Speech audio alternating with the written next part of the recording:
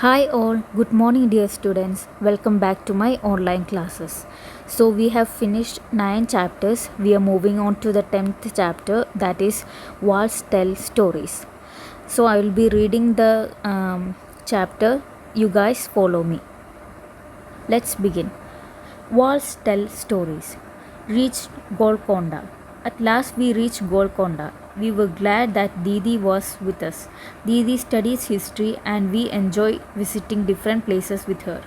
Shailja. My goodness, this fort is so huge. Sridhar. And see at what a height it is built.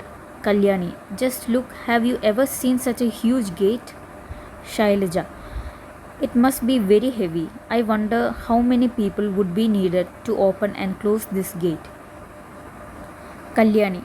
Look at these sharp iron spokes. I wonder why they were made. Shailja. Look at these thick walls too. Sridhar. I have never seen such thick walls. Kalyani.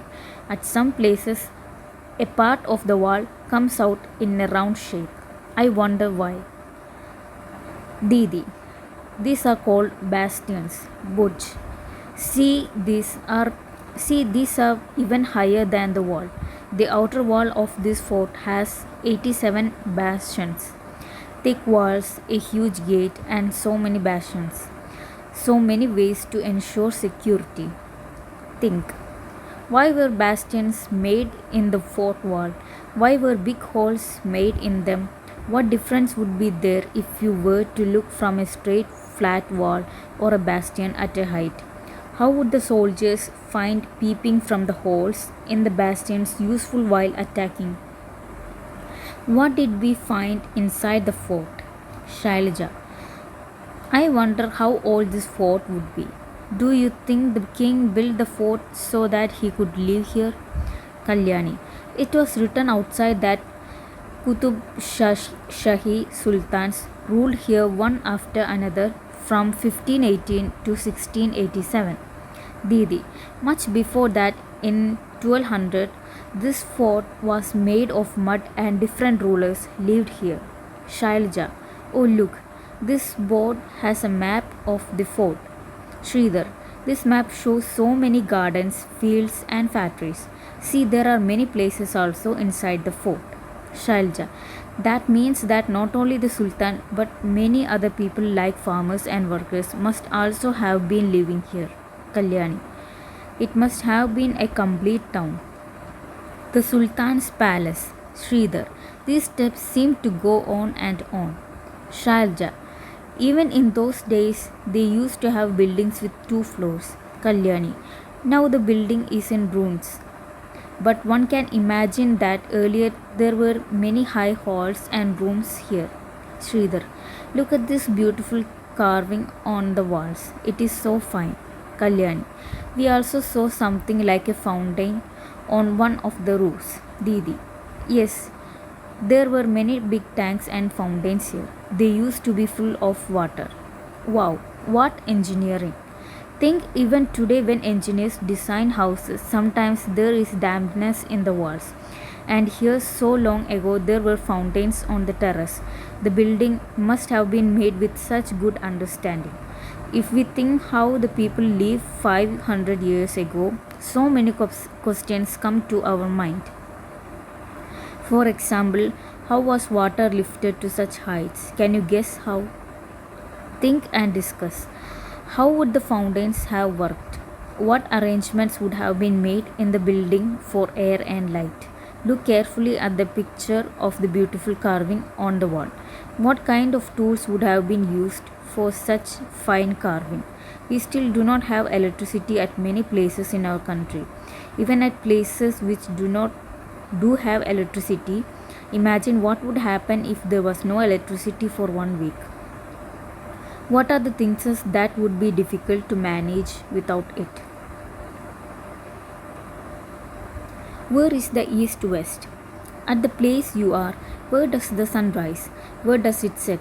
Where you are standing, find out what all is there to your east, what all is there to your west.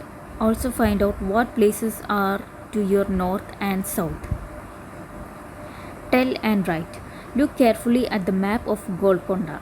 On the map, arrows shows all the four directions. If you're peeping inside the Bodli Darwaza, in which direction from you is Katora house? If someone is entering from Banjara Darwaza, in which direction from her is Katora house?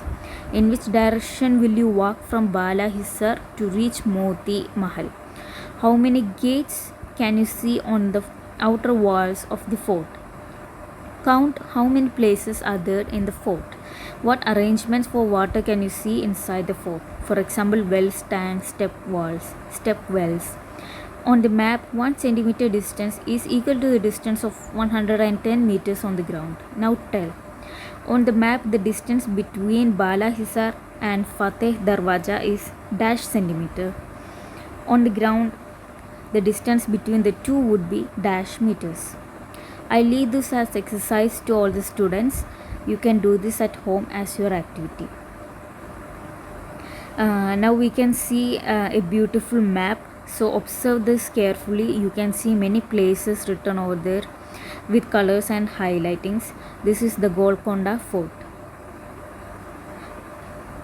Let's move on. Why these attacks? While we were all talking, Sridhar called us to see a big cannon. We ran up the steps. Shailja, this must have been the Sultan's big gun. Didi, this was used by Aurangzeb.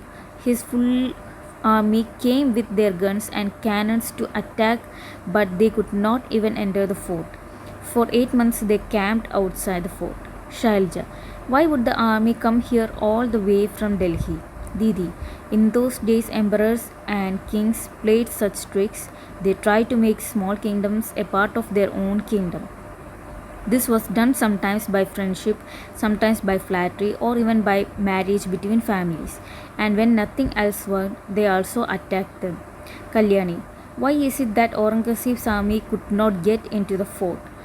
He had so many soldiers and big guns. Shailja, didn't you see these strong thick walls? In the map there is a long deep pitch along the wall. How could the army enter?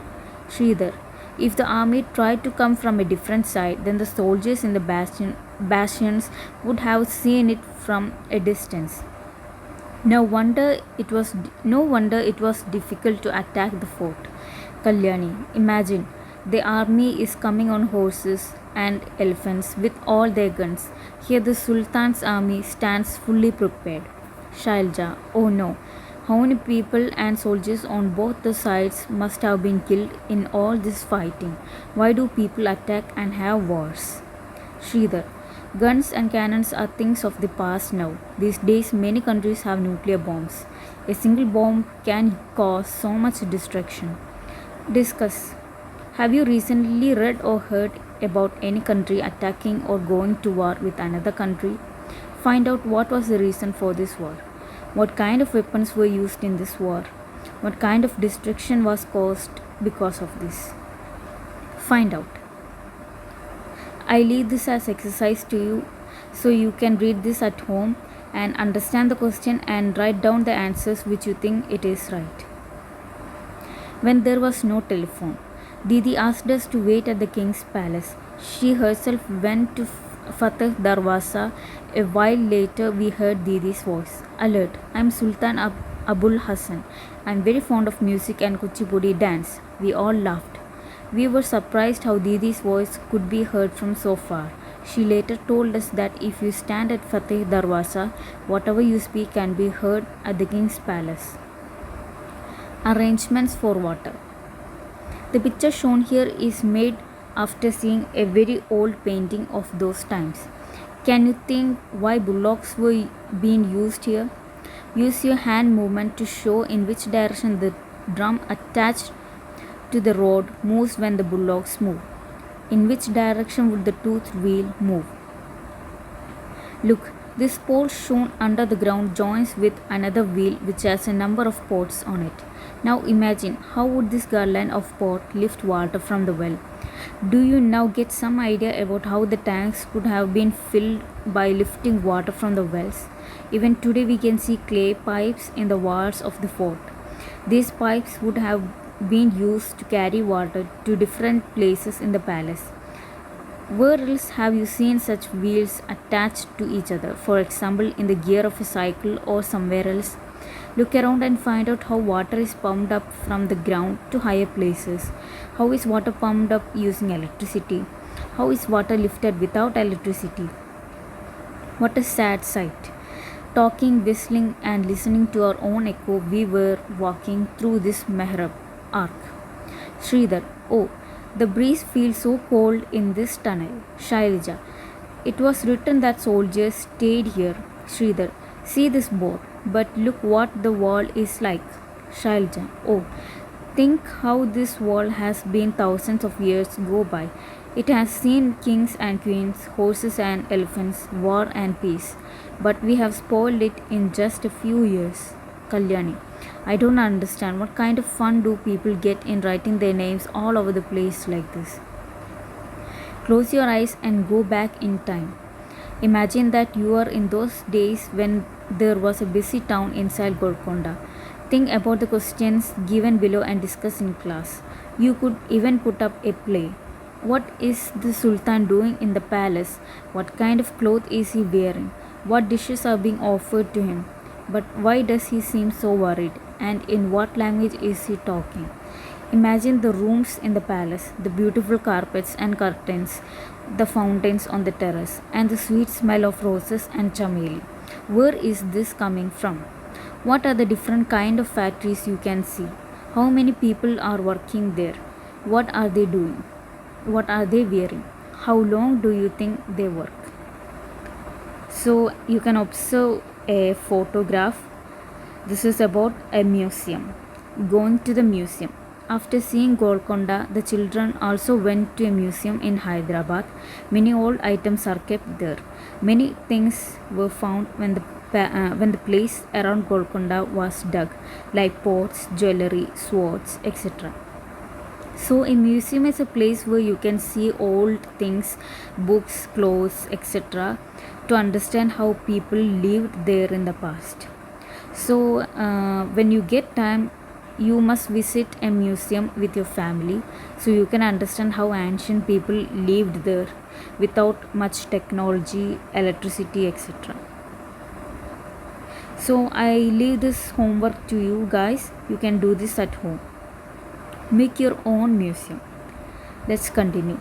Rajni teaches in a government school in Malappuram district in Kerala. Together with the children of her class, she has collected many old things from all the houses, like old walking sticks, locks, umbrellas, wooden slippers, pots, etc.